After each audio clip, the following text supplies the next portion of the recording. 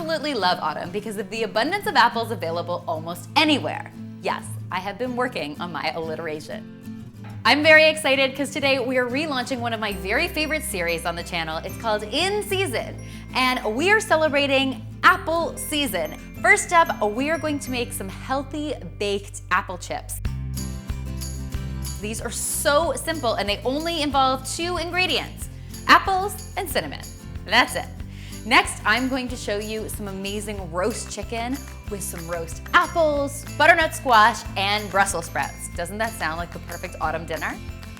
And finally, for dessert, I'm going to show you an amazing little apple tart. These are all the rage on Pinterest right now. They're called apple roses. And I love them because they're super easy to put together, but they look so impressive. But let's kick things off today with my baked apple chips. I love these because you can really use any type of apple you like. Today, I'm going to be using some Gala apples and some Golden Delicious apples. Those are 2 of my all-time favorites. To make sure that we get our chips sliced really thin, I'm going to be using a mandolin. Now you could do this with a super sharp kitchen knife, but I just find the mandolin makes this a little easier and then you get a nice consistent thickness with all of your apples. Word to the wise though, mandolins are no joke. They have a really sharp blade and it is super easy to cut yourself, like I did earlier today. Fingers out of the way, people. And what you have are these beautiful apple slices. I'm looking at about 2 millimeters per apple slice. Now that my apples are all sliced up, I've got some baking sheets that are lined with some parchment paper, and I'm just going to lay all of my apple slices out on the parchment-lined baking sheet. Now, I have made the mistake before of overlapping the apples, and they totally stick and they don't dry out. So don't do that. We are going to finish them off with a nice sprinkle of cinnamon.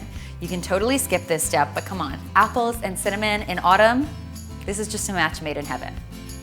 All right, now that we've got these all sprinkled up into the oven, they are going to go at 225 degrees for 1 hour. After an hour, we are going to take these beauties out of the oven, flip them over, sprinkle them with a little more cinnamon, and then back into the oven they go for another hour. Now I know this sounds like a lot of cooking time, but basically what we're trying to do is dehydrate these apples. We're trying to remove all of the moisture. So we need to do that low and slow, otherwise the apples will burn.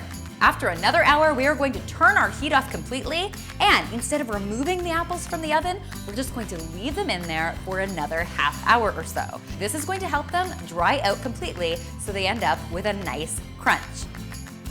I just love how these turned out. They look gorgeous, and they also happen to be totally healthy. How great is that? Next up, I want to show you an amazing, easy weeknight dinner idea. What I love about this recipe is that it can all be thrown together in a single roasting pan, and boom, you only have 1 dish to take care of. How great is that? That is always handy on weeknights. Am I right? All right, so in our roasting pan, we are going to combine some butternut squash that I've just peeled and seeded and chopped, and some Brussels sprouts that I've trimmed. We're also going to add some beautiful sliced apples. I love this recipe because you can really use any kind of apples you like. To all of this beautiful veg, I'm going to add some chopped onion and some fresh sage and fresh thyme. I love these 2 herbs in the fall because they just have such a rich flavor, and they remind me a lot of Thanksgiving. And there is nothing bad about that. All right, we're gonna toss this all together really well with a good glug of olive oil, some salt and pepper, and then we are going to get to work on our chicken. For this recipe, I'm using some chicken legs that I've left the skin on, but you could also use some pork chops if that's what you had on hand. That would be equally delicious. There is a single joint in between a thigh and a leg. Once you find it, you are in the promised land. If you hit bone, you are too far over and you need to move. Aha! So I'm simply going to cut my legs in half and then arrange them on top of all of my beautiful vegetables. I'm going to hit them with a little more salt and a little more pepper and some fresh thyme. Then into the oven it goes at 375 until the chicken is cooked through and has reached an internal temperature of 165 degrees Fahrenheit. I absolutely love this dish because it combines all of the wonderful flavors of fall. How easy was that? Weeknight dinner taken care of in under an hour with only a single dish. Yeah, I'd call that success. Finally, finally today, I want to show you a darling dessert that is all the rage online right now.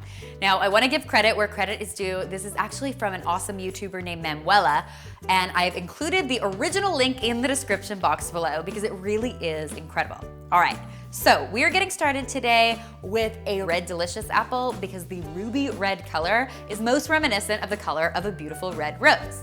What I do is basically just cut out the core of the apple. Now, if you have an apple core, go right ahead, my beautiful friends. Remove the core and cut it into really thin slices. It is super important that you use a very sharp knife for this, otherwise you could risk getting injured. If you're not confident with your knife skills, you can also use the mandolin that we talked about earlier. That will get the job done too. Now that I've finished slicing my apple, I'm going to put it into a heat-proof dish and cover it with a little bit of lemon juice to prevent it from browning and some hot water.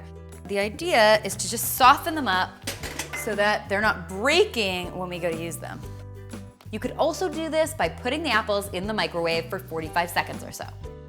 While my apples are soaking, I'm going to mix together a little bit of granulated sugar and some cinnamon. This, I think, is the perfect addition to these yummy apple roses. Next, I'm going to get to work on some puff pastry. Now for this recipe, I am using store-bought puff pastry, and I will tell you why. Because puff pastry is a fickle thing. Now if you are an expert at puff pastry, I highly recommend using your homemade version. I'm sure that would be better. But store-bought will totally work in this case. You definitely want to throw some flour down on your surface to make sure it doesn't stick. Next, I'm just going to give my puff pastry a quick roll with a rolling pin and cut it into 4 equal pieces. What we're looking for are rectangles that are about 2.5 inches by 12 inches. But honestly, you don't have to really worry about measurements. This is art, not science. So we're going to drain the water from our apples and get started on building my roses. To do that, I'm going to use a pastry brush and simply brush some melted butter over the surface of my pastry. In life, we all know everything is better with melted butter. Next, I'm going to line the top edge of my pastry with my slices of apples, making sure they overlap by about half. Then I'm going to sprinkle it with a little bit of cinnamon sugar and then fold up the bottom half of my pastry over my apples. I'm going to hit this with a little more melted butter and some cinnamon sugar, and then I'm going to create my rose. I'm simply going to start at one end and roll the entire pastry up until it's created a rose. Then I'm just going to pinch the seam together to make sure it stays together. I've got some ramekins standing by that I've greased with butter, and I'm just going to put my rose into a ramekin. This is going to help it stay together. You could also do this with a silicone baking pan if that's what you had. Once all of my roses are formed, I'm going to place the ramekins into the oven right on the rack at 375 degrees for between 45 minutes and an hour. Keep a really good eye on them because you don't want the apples to start to burn. If you do see them browning too quickly, just throw a piece of tinfoil over. That will prevent them from burning while the puff pastry finishes cooking. Trust me when I tell you, these taste as good as they look.